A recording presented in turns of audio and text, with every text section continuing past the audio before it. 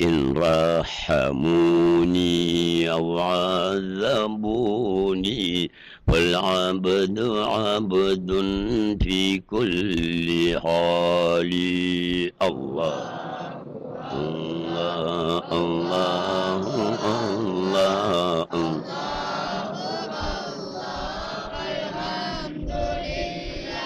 وما عذابي سوى حجابي وما نعيمي إلا وصالي. الله الله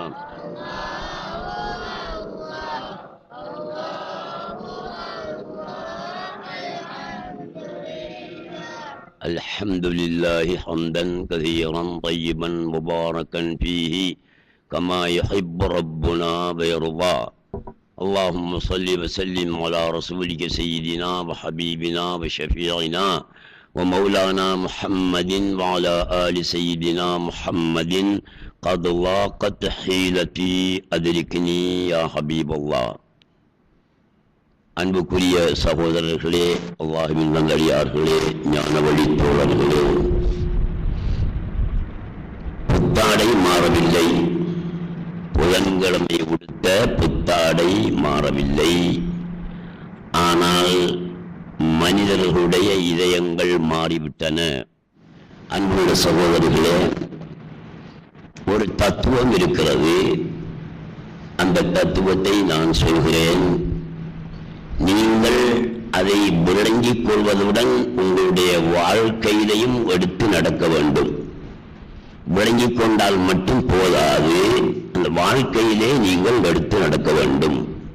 அது என்ன தத்துவம் என்றால், இன்னல் அஃஆல குல்லஹா லில்லாஹி ஃபகத் லா லிகைரிஹி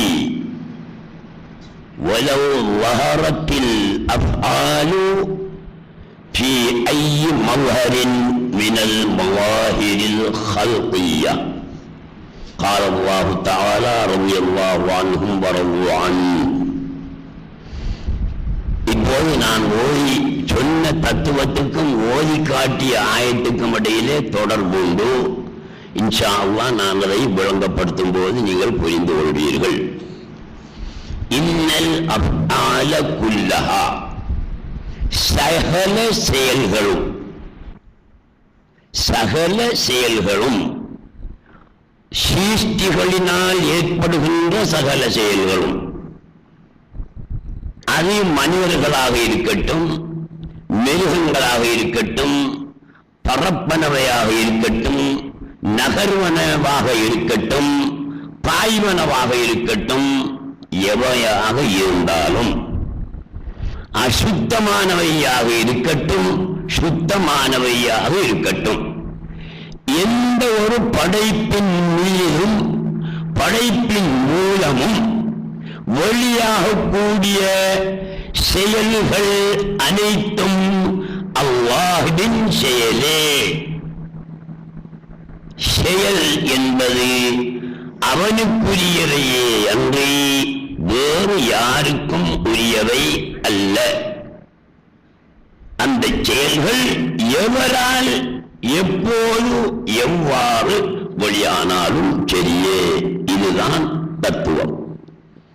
இது சூஃபிசம் கூறுகின்ற தத்துவம் மட்டும் அல்ல, ஷரியாத்து கூறுகின்ற தத்துவமும் இதுதான். எவன் ஒருவன்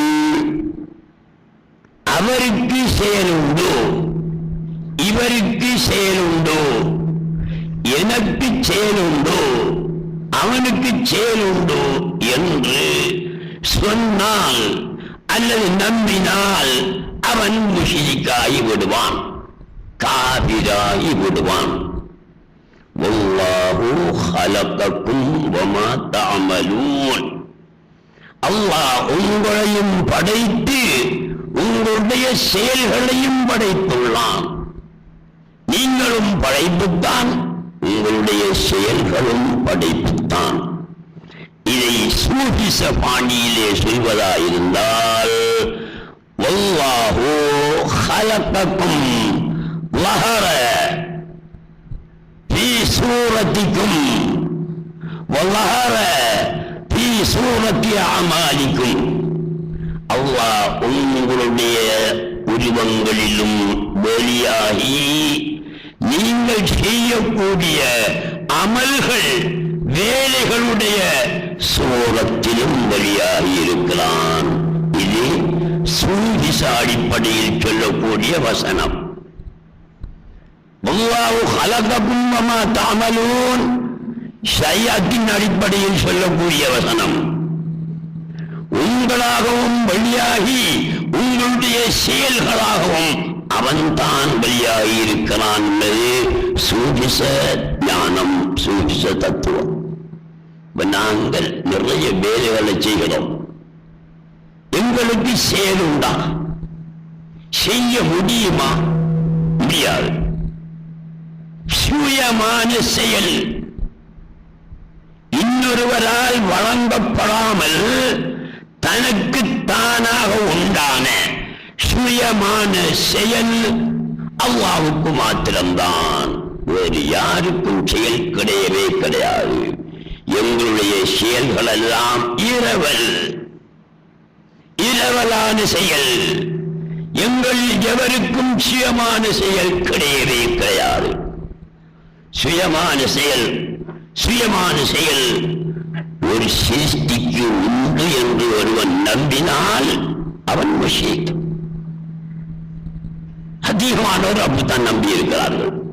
இது அவருடைய செயல், இது இவருடைய செயல், இது என்னுடைய செயல் என்று நாங்கள் சொல்லிக் கொண்டாலும் கூட அது உலக நடைமுறையை பொறுத்த விஷயம்.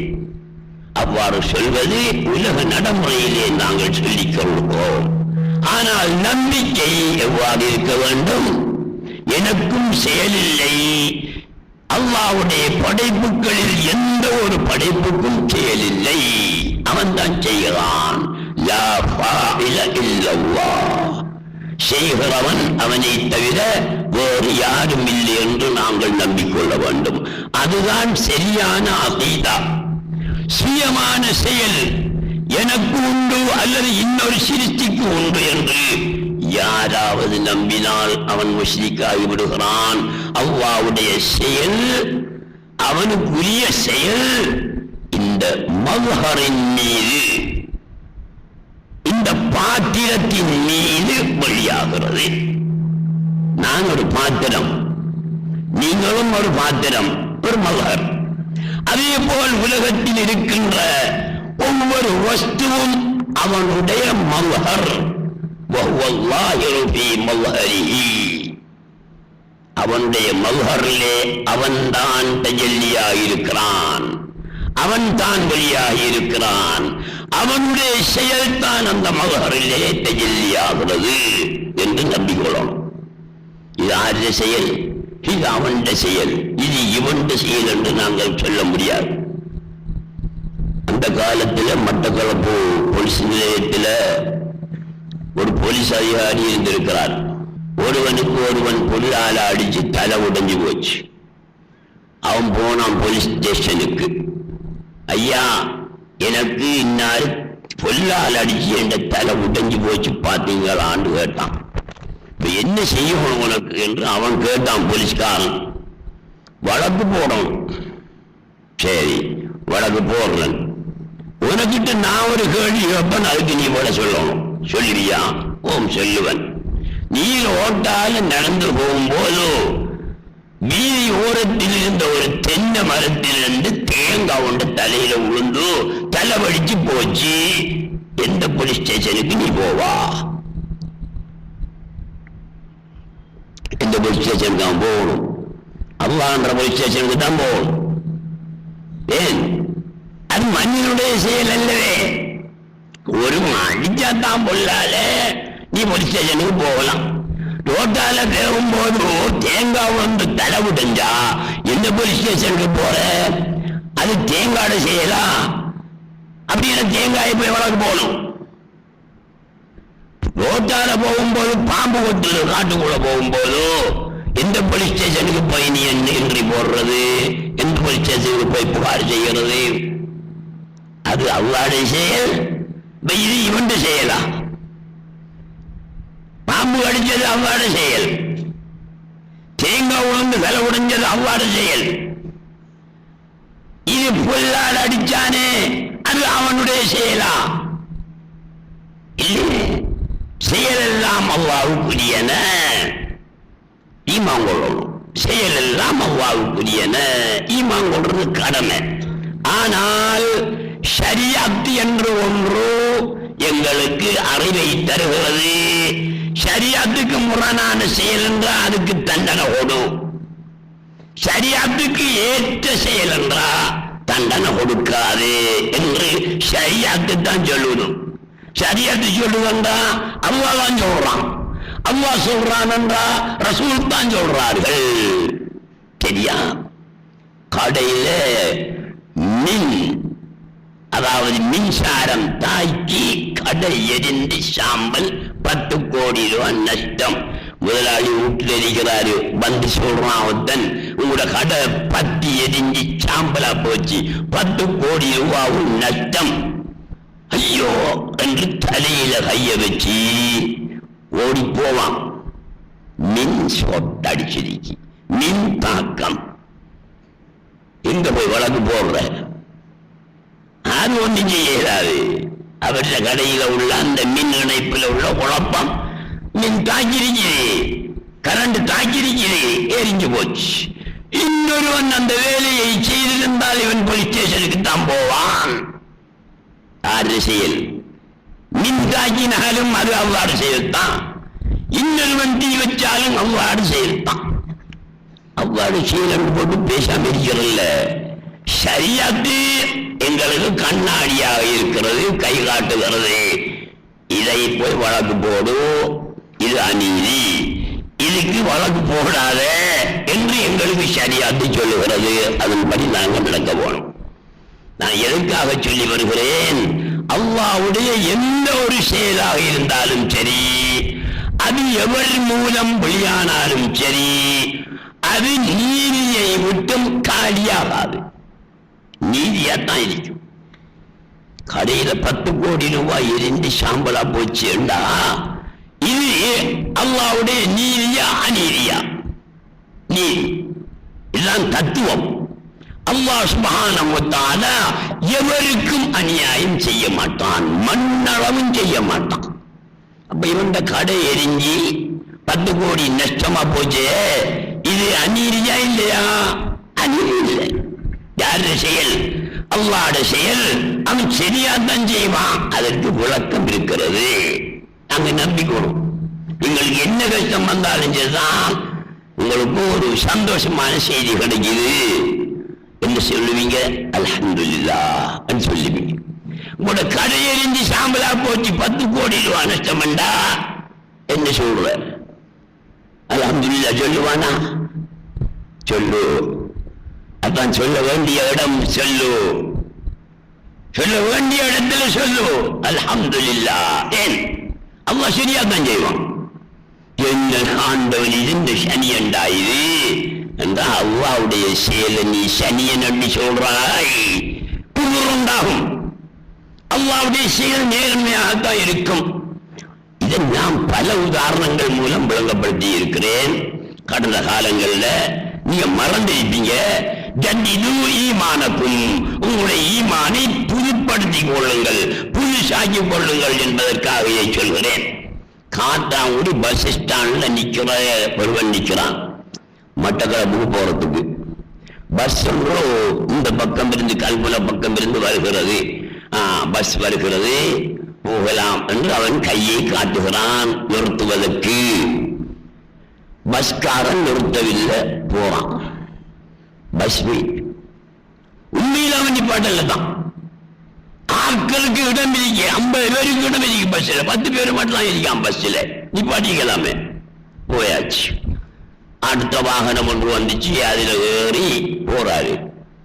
கல்லடி பாலத்தால் நெருங்கும் போதோ பெரும் கிரௌட் ஒன்று, சனக்கூட்டம் ஒன்று அங்கே நிற்கின்றது.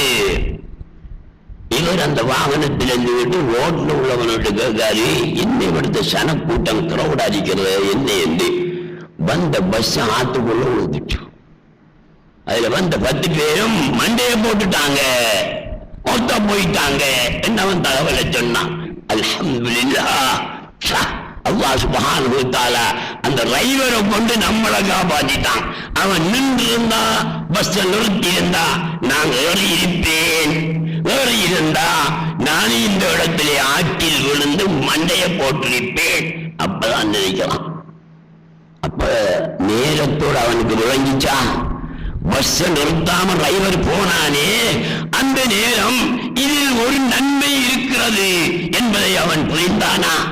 இல்லை. நாங்க என்ன செய்யறோம், எங்களுக்கு ஒன்று தவறுன உடனே சாணியை பிடிச்சு வேஷ்ட மக்கள் இப்படி செஞ்சு போட்டார்கள். அல்லாஹ்வுடைய செயலை ஆட்சேபிக்கின்றோம். அவ்வாறு செய்யற ஒரு காலம் நாங்கள் ஆச்சரிக்க கூடாது. சரி என்று எது கூடணும். என்ன நடந்தாலும் சரிதான், தலை உடைஞ்சாலும் சரிதான், உள்ள மௌத்தா போனாலும் சரிதான், கொண்டாடி செத்தாலும் சரிதான். அல்ஹம்துலில்லாஹ், சரியாத்தான் செஞ்சிருப்பான். யாருக்கும் அநீதி செய்ய வேண்டிய அவசியம் என்ன இருக்கு? நான் உங்களுக்கு செய்யலாம், நீ எனக்கு செய்யலாம். எங்களுக்கு எல்லாம் பொறாமையும் போட்டியும் எரிச்சலும் இருக்கு. அல்லாஹ்வுக்கு என்ன பொறாமை இருக்கு? அல்லாஹ்வுக்கு என்ன எரிச்சல் இருக்கு? அவன் ஏன் ஒருவருக்கு அநியாயம் செய்யணும்? தேவையில்லை. அல்லாஹ் தஆலா ஆலமீன்களை விட்டு தேவையற்றவனாக இருக்கிறான். ஒரு தேவையும் அவனுக்கு கிடையாது. அநியாயம் செய்யும் தேவையில்லை, அட்டூழியம் பண்ணையும் அவனுக்கு தேவையில்லை. எதை எந்த தாத்து கேட்கின்றதோ அந்த தாத்து கேட்கின்றதை அவன் கொடுப்பான். அதுதான் அவனுடைய கடமை, அவன் செய்வான். இது இன்னொரு கதையை சொல்றேன். இந்த பஸ் கதையை நம்பிங்க. நீங்க உங்களோட வாழ்க்கையில எடுத்து யோசிக்கணும். நீங்க யோசித்து எந்த பிரச்சனை வந்தாலும் கொண்டாடி கம்பெடுத்து தலையில அடிச்சு விட்டாள், மண்டை உடைஞ்சு போச்சு, ஹாஸ்பிட்டலுக்கு போனா 3 மாசம் படுத்து உழைஞ்சி வார வந்தா என்ன செய்வாரு? காவிக்கோடுல இப்பாரு மேல்படியா. என்னடான்னு காவியாரு கேட்பாரு. கொண்டாட்டி தலையை உடைஞ்சு போட்டாள். ஆகையினால் அவள் வானாயிரம் கண்டு சொல்லுவார். அவள் தலையை கம்ப எடுத்து தலையை அடிச்சது சரி, அவள் தான் அடிச்சாள்.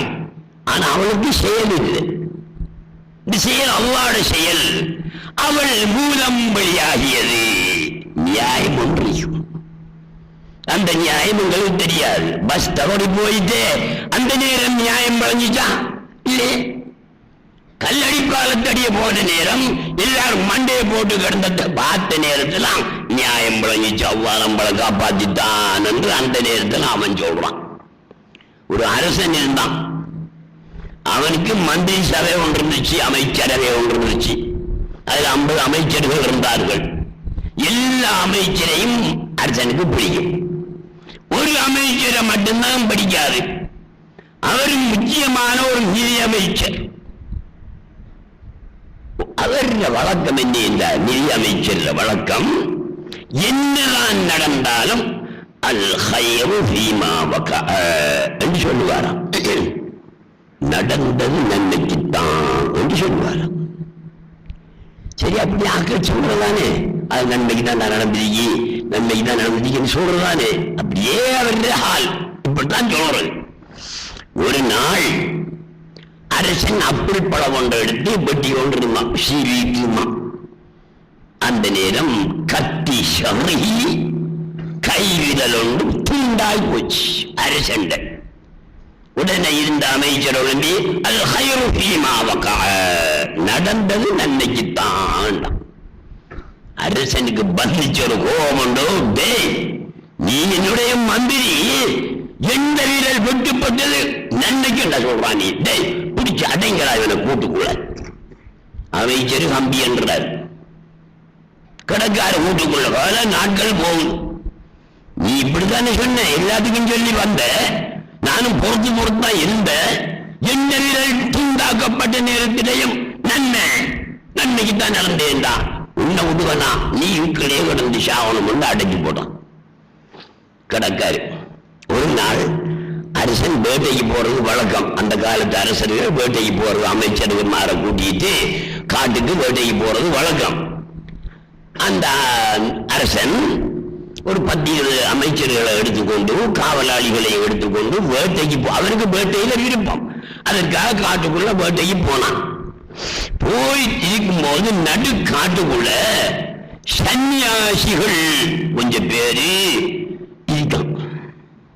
துறவி மாதிரி ஆக்கள் சன்னியாசிகள் இருக்கான். அவங்க ஆக்கள் இப்படியான ஆக்கள், பிழையில் எடுக்கிற ஆக்கள். பூமிக்குள்ள தங்கம் வெள்ளி இப்படி சாமான்கள் நிறைய இருக்கு. அதுகளை புதையல் எடுக்கிறாங்க தான் அவன்கள். அங்க ஒரு புதையல் ஒன்று எடுக்கணும். அதற்கு ஆற பலி கொடுக்கணும் அண்டா இருக்கிறாங்க. அவன் பலி கொடுப்பானா, அவன் அமைச்சர்களை பலி கொடுக்க இயலாது.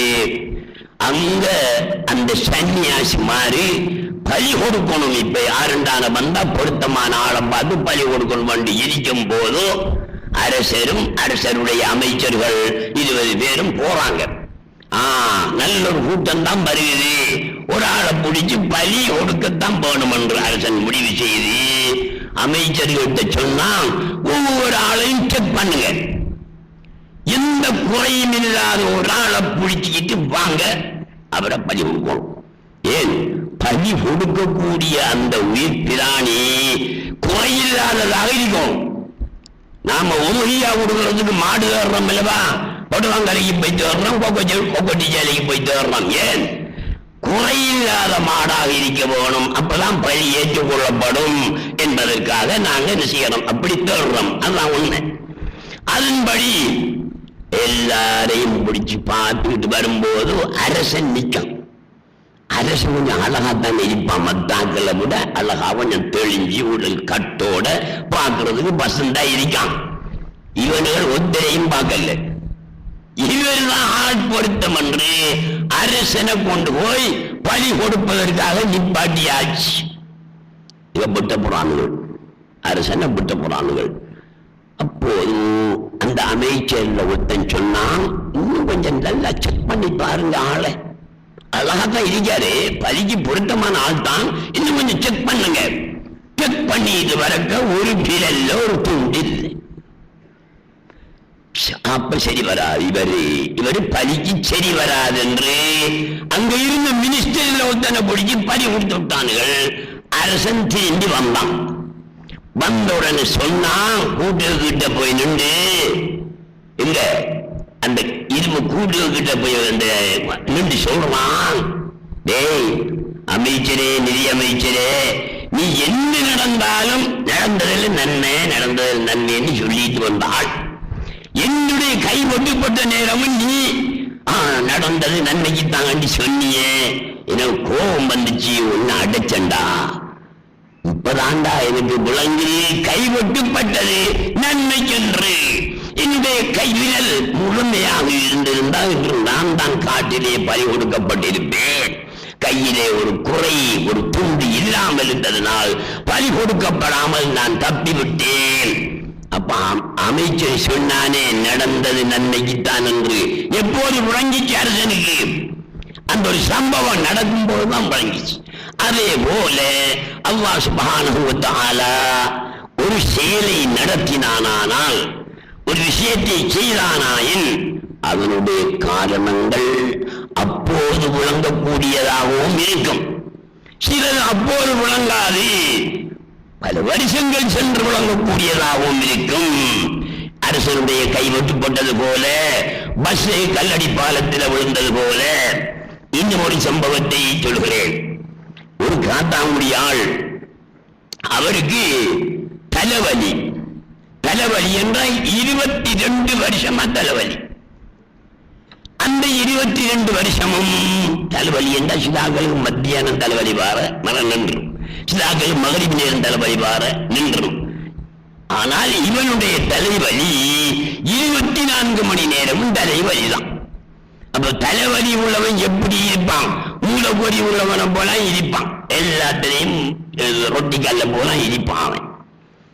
இலங்கையில் காத்தாங்குடியிலையும் வைத்தியம் செய்து, இலங்கையில் உள்ள மிக பிரசித்தி பெற்ற வைத்தியர்களிடம் டாக்டர்களிடம் வைத்தியம் செய்து, கடைசியில இந்தியாவுக்கு சென்று வைத்தியம் செய்து சுகம் கிடைக்கல.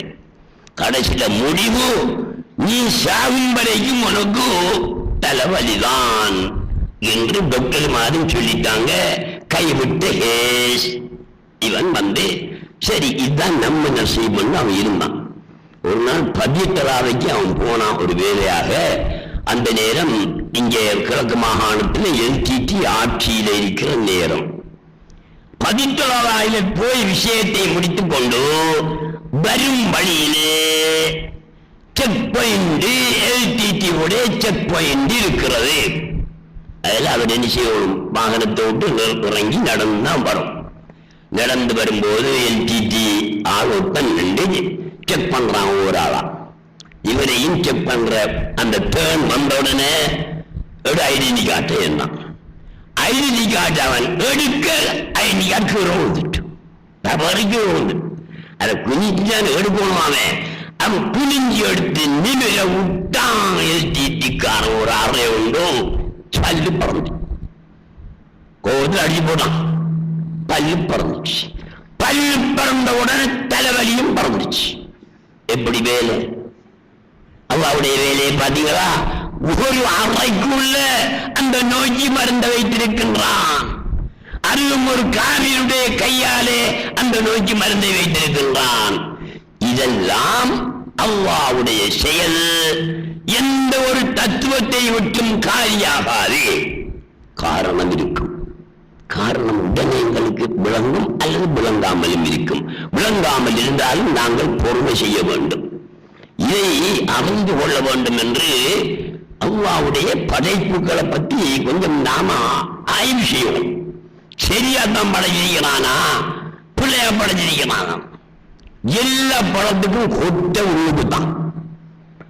கஜு பழத்துக்கு, முந்திரியம் பழத்துக்கு, மர முந்திரி அறிக்கை, மர முந்திரிய பழத்துக்கு கொட்டையை கறிக்கி இவங்கள இதா முந்திரியம் பழம் நீங்கள்வா நம்மட அந்த முந்திரியம் பழத்துக்கு கொட்டை வழிய. அது என்னது? எல்லா பழங்களுக்கும் கொட்டை உள்ளுக்கும் முந்திரியம் பழத்துக்கு மட்டும் கொட்டை வழிய. அப்ப மூசா நபி அலைஹிஸ்ஸலாத்து வஸ்ஸலாம் அல்லாஹ்கிட்ட கேட்டாங்களாம், நீ நான் கோடான ஓடி படைப்புகளை சொல்றியா, எனக்கு ஒரு சான்ஸ் தான் உண்ட படைக்கிறதுக்கு. அப்ப அவங்க அல்லாஹ் சொன்னானா, சரியா படைக்க மாட்டீங்க, அந்த தத்துவம் எனக்கு தான் தெரியும், நீங்க சரியா படைக்க மாட்டீங்க, எனக்கு தெரிஞ்ச அளவுக்கு நான் படைக்கனே, ஒரு அனுமதியை தானே அப்படி என்று மூசா அலைஹிஸ்ஸலாம் நபி அல்லாஹ் இடத்துல கேட்டாங்க. கேட்டவன் அல்லாஹ் சொன்னாங்க, முந்திரியம் பழம் என்ற படை. அப்ப முந்திரியம் பழம் என்று ஒன்று இல்லை, அல்லாஹ் படைக்கையும் இல்லை, இல்லை படைப்பாக இல்லை. அப்ப மூசா அலைஹிஸ்ஸலாத்திடத்துல அல்லாஹ் முந்திரியம் பழத்தை படைக்க சொன்ன உடனே மூசா அலைஹிஸ்ஸலாம் கேட்டாங்களா, முந்திரியம் பழம் என்ற நான் அப்படி காணலையே, எப்படி நான் படைக்கலாம், என்ன வடிவத்தில் என்ன அமைப்புல படைக்கிறேன்னு கேட்டாரு மூசா அலைஹிஸ்ஸலாம். அல்லாஹ் சொன்னானா, அது இப்படி படைக்கணும் அப்படி படைக்கணும் ஒரு ஐடியாவும் கொடுத்தான். படைச்சு விட்டாரு. அல்லாஹ் கேட்டான், இதுக்கு கொட்டை முழுக்காண்டு கேட்டான். மறந்துமே இல்லனே, இதுக்கு தான் சொன்னேன், உங்களுக்கு சரியா படைக்கலான்னு சொன்ன இதுக்குத்தான். இப்ப பழத்தை வெட்டியா ஒட்டிய உங்களுக்கு வைக்கிற வெளியே வையப்ப வெளியே வச்சு விட்டாரு மூசா. ஆனா இந்த முந்திரிய பழத்துக்கு கொட்டை வழி அடிக்கிறது காரணம். அல்லாஹ் படைக்கல, மூசா அலைஹிஸ்ஸலாம் படைச்சது. வவ்வாலுக்கு சூத்திரிக்கா இல்லையா?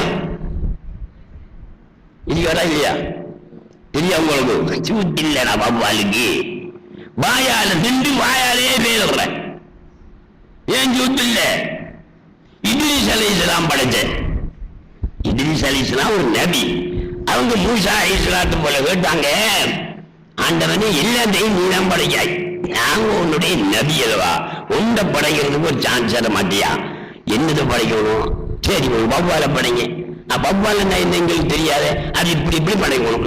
அந்த நெப்ப கொடுத்தான் அல்லாஹ் சுப்ஹானஹு வ தஆலா. ஐடியாக்கள் எல்லாம் சொல்லி கொடுத்தான். படைச்சு விட்டாரு. அல்லாஹ் பார்த்தான். பார்த்து போட்டு சுத்தம் கேட்டான். ஓ அதை மறந்துட்டேன்னா இதுக்குத்தான் சொன்ன, நீங்க எல்லாம் படைக்க மாட்டீங்க.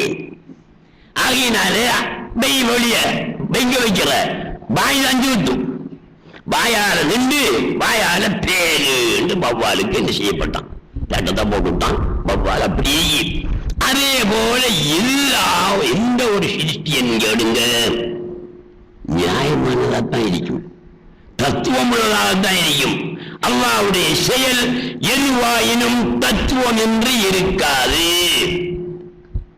ஒருவன் அல்லாஹ்வுடைய செயல் சரியா இருக்கா இல்லையான்றதை நான் கொஞ்சம் ஆய்வு செய்து பார்க்கணும். பேகு பொட்டியை தூக்கிட்டு சுத்தி வந்தானா உலகத்தை. சுத்தி வரக்குள்ள பார்த்தானா ஒரு பட்டக்காய்னா சுரக்கா.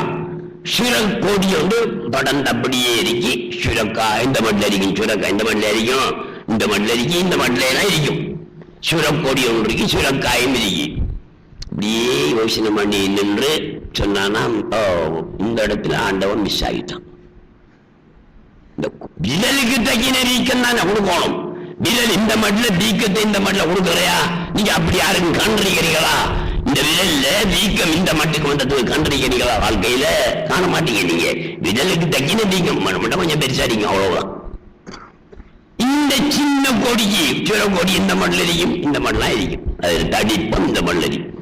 இந்த சின்ன கொடிக்கு இந்த பெரிய பழத்தை கொடுத்திருக்கானே, இது கொஞ்சம் மிஸ் ஆயிருக்கான் அவ்வா. அந்த கொடிக்கு ஏற்ற மாதிரி சின்ன ஒரு பழத்தை கொடுத்திருக்கணும், இது மிஸ் ஆயிட்டு டைரி எடுத்து குடிச்சுக்கிட்டான். சுர கொடி மிஸ் பண்ணப்பட்டது. குடிச்சிட்டாரு. போறாரு. போகும்போது ஆலமரம் ஒன்று வருகிறது. பார்த்தாரு அண்ணாந்து, பெரும் ஆலமரம். பழத்தை பார்த்தாரு, எந்த மட்டில் இருக்கு இந்த ஆலம்பழம்? இந்த மட்டில் இருக்கு நிறப்பழம் மாதிரி இருக்கும். இங்கேயும் அவ்வா மிஸ் ஆயிட்டான். மரத்துக்கு தகுந்த பழத்தை கொடுக்கல, அதையும் வெளியினாரு. ஆலமரத்தில் மிஸ் ஆகிவிட்டான் அவ்வா என்று அதையும் வெளியினார். வெளியிட்டு இப்படி நடந்த வந்த களைப்பு கதியமாகி ஆலமரத்துக்கு கீழே கொஞ்சம் படுத்துறோம். ஒரு பெட்டை போட்டுவிட்டு படுக்காரு. படுக்கக்குள்ள ஆலமரத்திலிருந்து ஒரு ஆலம்பழம் சரியா நெஞ்சில விழுந்துச்சு. நாம வேண்டியதான் தப்பு, மிஸ் ஆகல. அவ்வா சரியாதான் செஞ்சிருக்கான். எவனும் சுரக்கோடிக்கு கீழே போய் உணல்படுறதா? யாராவது சுரக்கோடிக்கு கீழே போய் வாய போட்டு விட்டு படுக்கிறையா உணல் தேடி இல்லையே. அப்ப அதுக்கு பெரிய பழத்தை கொடுக்கலாம், யாருக்கும் ஆபத்து உண்டாகாது. ஆலமரத்தை விட மனுஷன் படுப்பான், உணலுக்காக வேண்டி ராகத்துக்காக வேண்டி படுப்பான். சுரக்க மாதிரி பழத்தை அங்க கொடுத்திருந்த ஆலமரத்துக்கு மேல்படியாண்ட மேல முடிஞ்ச அவடத்தையே மேல்படியான் பார்த்தாரு. அவ்வா மிஸ் ஆகல, சரியாதான் செஞ்சிருக்கான். அப்ப அவ்வாவுடைய செயல் யாருக்கு எது நடந்தாலும் அது நியாயமாகத்தான் இருக்கும். சரி, நீங்க போய் இருக்கிறீங்க, நீங்க சும்மா யோசிங்க பார்ப்போம். இந்த மூக்கு ஆண்டவன் இவடத்தை வைக்காம சூட்டில வச்சிருந்தான, இது பெரிய இந்த நேரம் தோன்றையும் பகையும் போறையும் சீர்றையும் பெரிய கஷ்டமாக்கிற. சூட்டில இருந்தா பிரியாளவுக்குள்ள அதையும் கழி விட்டா பிரிய முடிஞ்ச, ஒரே நேரத்தில் 2 வேலை முடிஞ்ச ரெண்டு. நீங்க யோசிச்சீங்கடா, என்ன முட வறுமையை என்னத்தை கண்டுபிடிப்பீங்க? நீங்க நல்ல யோசிங்க, ஒரு வருஷம் யோசிங்க, அல்லது மவுத்து வரைக்கும் யோசிங்க. இங்க வச்சதுதான் சரி என்ன முடிவு வரும். மூக்க இங்க வச்சதுதான் சரி என்று வரும். சரி, மூக்கையும் வச்சு அதுக்குள்ள முடியையும் வச்சானே, ஏன் இது பெரிய காலத்தில் உண்ட புடுங்கணும், இல்லாட்டி நாசிவனு கிட்ட போய் பட்டுறான்னு கொடுக்கணும், இல்லாட்டி கத்திரியை பிடிச்சி நாங்க பட்டிட்டு இருக்கணும். எவ்வளவு கலைச்சல் இது, ஏன் அதுக்குள்ள முடிய வச்சான் என்று யோசிங்க. அதுக்கு நன்மைக்குத்தான் செஞ்சிருப்பான். என்னத்துக்கு? திடீரென்று ஒரு பூச்சி புண்ணு என்ன செய்யாது, மூக்குக்குள்ள ஏறாது, மொழி விடாது ஏறுறதுக்கு. கொசு கூட சில டைம்ல மூக்குல வந்து உள்ளுக்கு என்றும் வெளியில ஓடிடும். அது தடை, உள்ளறியக்கூடிய முடி தடையாக அல்லாஹ் சுப்ஹானஹு வ தஆலா வச்சிருக்கான். இப்படி ஒவ்வொன்றையும் அல்லாஹ் சுப்ஹானஹு வ தஆலா மனிதனில் இருக்கிற எந்த உறுப்பை நீங்க எடுங்க, தகர்ரி ஆண்குறியை, ஆண்குறியை என்ன செய்யலாம், பகுதியிலையும் வைக்கலாம் தானே, முதுகிலையும் வைக்கலாம் தானே, காலிலையும் வைக்கலாம் தானே, ஏன் அவள்கிட்ட வச்சான்? அதை நீங்க சிந்தனை பண்ணி பாருங்க. அதுக்கு பக்கத்தில் 2 குசியத்தை வச்சிருக்கான், விலைய வச்சிருக்கான், ஏண்டா வச்சிருக்கான், அதை யோசனை பண்ணி பாருங்க. மனிதன்ல இந்திரியத்தை உற்பத்தி செய்கிற சாமான் எல்லாம் கொட்டலாம். விலைதான் மனிதனில் இந்திரியத்தை உற்பத்தி செய்யுது. இந்த காலம் பாருங்க, எல்லாம் மெல்லிய இடமாக இருக்கு. குறிகால் மட்டும் எவருடைய உரியாலை எடுத்து பாருங்க, கொஞ்சம் கன மாதிரி. காலில் எந்த இடத்தையும் ஊச குத்தலாம், குறிகாலில் கொஞ்சம் குத்துற என்ன கஷ்டம். சில பஞ்சுமா குறிகால கட்டி எடுத்து வலிச்சிருக்கான் பாருங்க. நானும் அந்த காலத்தில் வலிச்சிருக்கேன், ஏன் இடத்த வலிக்கலாம், மற்ற இடத்த வலிக்கலாம். அந்த குறியை அல்லாஹ் சுப்ஹானஹு வ தஆலா கனமானதாக விட்டிருக்கான். அதை சிந்தனை பண்ணி பாருங்க. மூளையை இயக்குகின்ற நரம்புகளில் மிக பிரதானமான நரம்புகள் குறிகாலில் இருக்கின்றன. யாருக்கு தெரியும்? விஞ்ஞானிகள், மருத்துவ விஞ்ஞானிகள் கண்டுபிடிச்சிருப்பார்கள், அல்லது இதன் பிறகு கண்டுபிடிப்பார்கள். நான் ஒரு ஆபரேஷன் டாக்டர்கிட்டயே கேட்டியே தெரிந்து கொண்டேன். மர்ஹூம் மஹ்பூப் டாக்டர் அவரிடத்தில் நான் இதை கேட்டு தெரிந்து கொண்டேன். அவர் படிக்கிற காலத்திலே என்னிடம் சொன்னார், மௌலவி அதுல காலிலே எல்லாம் மூளைக்கு போறது அனுபவம் இல்லை, ஒன்றும் இல்லை, அது சும்மா ஒரு வேலை அப்படி. நான் சொன்னேன், இஸ்லாம் இந்த ஒரு சட்டத்தையும் அர்த்தம் இல்லாம செய்யறது இல்லை. காலில் பாதரட்ச போடணும் இஸ்லாம் வலியுறுத்து, கால கழுவணும் இஸ்லாம் வலியுறுத்து. ஏன் அந்த கால கழுவணும், ஏன் பாதரட்ச போடணும்? அப்பா அதுல விஷயம் இருக்கு, அதாவது ஏதோ ஒரு தத்துவம் இருக்கு. அதனால்தான் உங்கள்கிட்ட கேட்கிறேன், விஞ்ஞான மருத்துவத்தில் ஏதாவது இருக்காண்டு கேட்டு அவர் சொன்னார். அப்படி ஒன்றும் கிடையாது என்றார். அதுல இருந்து 1 வருஷம் போய் அல்லது 2 வருஷம் போய் அவர் படிச்சு பாஸ் ஆன பிறகு ஒரு நாள் கோல் பண்ணி வர சொன்னாரு. போனன் மௌலவி 2 வருஷத்துக்கு முன்னால நீங்க கேட்டீங்க, குறிகாலில் அல்லது காலில் ஏதாவது விசேஷம் இருக்கா, சப்பாத்து போட சொல்லி இஸ்லாம் சொல்லுதோ, கழுவ சொல்லுது, ஏன்னு கேட்டீங்களே, அதுல ஒன்றுமில்லைன்னு நான் சொன்னேன் தானே. அப்படி இல்லை, மூளையை இயக்கக்கூடிய மிக பிரதானமான நரம்புகளில் சில நரம்புகள் காலில் இருக்கின்றன, அதிலும் குறிகாலில் இருக்கின்றன. ஆகையினால் அந்த பகுதி கனமாக இருந்தால் தான் ஏதாவது புழு பூச்சிகளோ அல்லது முள்ளுகோ ஊசிகளோ தாக்காது. குறிகால பிரச்சனை வந்து குறிகால் இதாய் போயிட்டா மூளையில தாக்கம் ஏற்படும். சாட்சி சொல்ற ஒரு விஷயத்துக்கு சாட்சி சொல்றவன் காலில் பாதரட்சை அணிந்து திரிபவனாக நடப்பவனாக இருக்க வேண்டும். காலில் பாதரட்சை அணியாதவனின் சாட்சியம் ஏற்றுக்கொள்ளப்படாது என்று கிதாபில் இருக்கு. காலில் பாதரட்சை இல்லாம தெரியலாகல அவனுக்கு புத்தி ஒன்றும் குறையத்தான். நல்லா எடுத்து பாருங்க, ஆக்களை போட்டு பாருங்க, அவங்களுடைய தொழிலை பொறுத்து பாருங்க, புத்தி குறைந்தவர்களாகவே இருப்பார்கள். ஆகையினால் காலில் எவரும் எப்போதும் பாதரட்சை தான் போடணும். வீட்டுக்குள்ளேயும் போடலாம் பாதரட்சை. ஏன் வீட்டுக்குள்ளேயும் கிளம்பி எங்களோட வீட்டுல, பெட்ரூம்ல, குசினில, சாப்பிடுற இடத்த, ஹோல்ல கிளம்பி இருக்கு. ஆகையினால நீங்க என்ன செய்யலாம், வீட்டுக்குள்ள போடலாம். ஆனா நம்ம நாட்டுல, நம்ம ஊர்ல அந்த காலத்திலிருந்து படியால ஏறும் போது பாதரட்சியை கலத்துறது வழக்கமாகிவிட்டது. கலட்டுகின்றார்கள். யாராவது வந்த பாதரட்சியோட நீங்க தடுக்க வாங்காது. அந்த பாதரட்சிக்கு கீழே ஏதாவது அசுத்தம் மூத்திரங்கள் இருந்தா வீட்டுக்குள்ள வாரது சரியில்லை தானே, அதை தடுக்கலாம். பாதரட்சியோட வந்தா தடுக்க இயலாது. இப்ப சரி, இப்ப உதாரணமா வச்சுக்குவோம், நீ பள்ளிவாசலுக்குள்ள பாதரட்சியோட வரலாமா? ஆகாதல்லவா? ஒருத்தம் பாரம் தம்பி பாதரட்சியை கலந்து அப்பா அவன் வாங்கிட்டு கடையில அவருடைய பள்ளிவாசலுக்கு முன்னால வச்சு போட்டு விட்டு விழுவாராம். அவனுக்கு அடிச்சு அவனை கொள்ளையிலாது வேணுமென்றா சொல்லலாம். நம்ம உள்ள வழக்கம் இல்லை, பள்ளிக்குள்ள சப்பாத்து போட்டு போற நீ கலந்தீங்க சும்மா போ வருங்காலுடைய என்று சொல்லலாமே தவிர அவனுக்கு அடிச்சு கொள்ளையிலாது, தாக்க முடியாது. அவனை பள்ளிக்குள்ளேயும் வரலாம். ஏன் எத்தனை அரபிகள் சப்பாத்தோட காபத்துள்ளாவுல நடக்கிறத நீங்க பார்க்கலையா? காபாவுக்கு முன்னால சப்பாத்துடன் நடமாடுவதை நீங்கள் பார்க்கலையா? அரபிகள் செய்கிறார்கள். ஆனா அது பிள்ளை அல்ல. எனவே அன்புள்ள சகோதரர்களே, நான் இதை எதற்காக சொல்கிறேன்? எங்களுக்கு வறுமை வந்துச்சா? இப்ப கடந்த புதன்கிழமை பெருநாள், எத்தனைய வீட்டுல சந்தோஷம், எத்தனைய வீட்டுல குழப்பம். அன்றைக்கு அவனுக்கு 5 பிள்ளைகள், உம்மாவும் பாப்பாவும் 7 பேரு. ஒரு சனமும் அண்டு இல்லை. பள்ளிவாசல தக்பீர் சொல்றது கேட்குது, அடுத்த விட்டால கோடி ஒத்தறது கேட்குது, அறுக்கிறது இங்கால மணக்குது. தனக்கு ஒரு பிணைந்து குடிக்கிறதுக்கு வாய்ப்பு வசதி இல்லை. புதன்கிழமை அவனுடைய நிலைமை என்ன? அல்ஹம்துலில்லாஹ், ஏதோ ஒரு தத்துவத்துக்காக நீ என்னை என்ற நிலைமையை எனக்கு இப்படி தந்திருக்கிறாய், எனக்கு அந்த தத்துவம் புரியவில்லை என்று அல்லாஹ்வின் மீது நல்லெண்ணம் வைக்க வேண்டுமே தவிர அல்லாஹ் பிள்ளையா செய்யும். உங்களை கொண்டாடி உண்டை ஏசிட்டாள், படம் நான் ஏண்டுட்டாள், அதுக்கு அவன் அவளை வாங்கி விடுந்து தலையை அடிச்சு உடைச்சி அவளை சாக வைக்கிறையா? அவள் மூலம் அல்லாஹ் சுப்ஹானஹு வ தஆலா இதை ஏற்படுத்தினான். ஏன் ஏற்படுத்தினான் எனக்கு தெரியாது.